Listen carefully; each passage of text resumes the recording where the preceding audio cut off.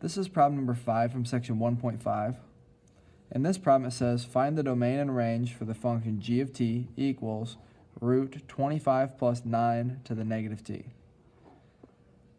We have a radical function. We want to find its domain and range.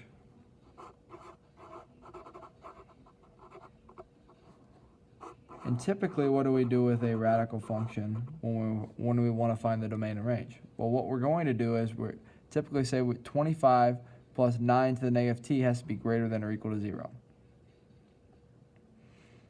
However, we can just kind of look at 9 to the negative t itself, and we can make this easier. We could say that if this were y, let's say y equals 9 to the negative t. And then let's replace that in here. And let's say we have g of t equal root 25 now, and I replace 9 to the negative t with plus y. Now I would say 25 plus y has to be greater than or equal to 0, because I can't have anything below 0 in here. I subtract the 25, so y has to be greater than or equal to negative 25. So what does that mean? That means this value has to be greater than or equal to negative 25, which means this value, 9 to the negative t, has to be greater than or equal to negative 25. So all I've got to do is I've got to figure out what's the domain and range for 9 to the negative t, and does the domain and range for 9 to the negative t give me a value that is negative 25.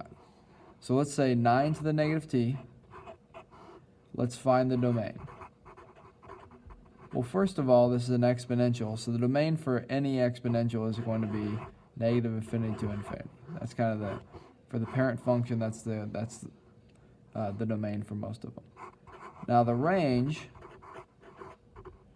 let's talk about what happens when we get, in this case because it's negative t, what happens when we get a large value for t. So we plug in, like, I don't know, 10,000 for t. Well, we get 9 to the negative 10,000, which means we have to flip this into a fraction, which means we're going to get a really small fraction. So our smallest value is going to approach 0, because when we plug in a large value for t, we get basically a small fraction. If I plug in a very small value, so like negative 10,000 for t, that changes this to a positive exponent because we have a negative and a negative. And now I get a really large number, 9 to the 10,000, which is going to be approaching infinity.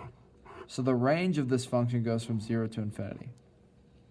All right, we go back to the beginning. We say y has to be greater than or equal to negative 25, which means 9, because I replaced this y with 9 to the negative t. 9 to the negative t, if I replace that in here, we could say 9 to the negative t has to be greater than or equal to negative 25.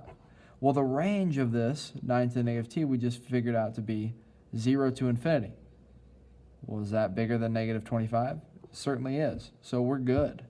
All right, so we can never get a missing domain value because our range for the 9 to the negative t is always greater than 0, which is greater than negative 25.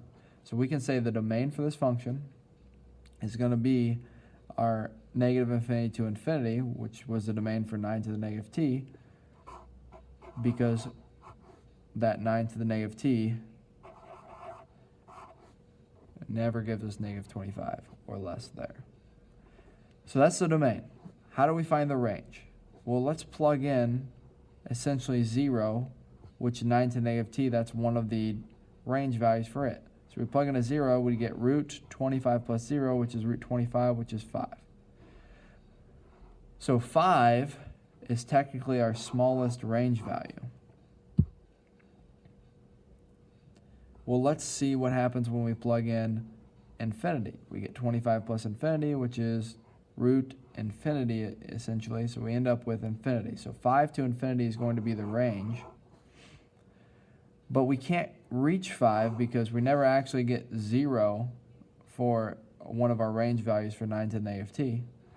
And we can't get, obviously, infinity, so we put parentheses here as well. And this is our domain and range for this radical function.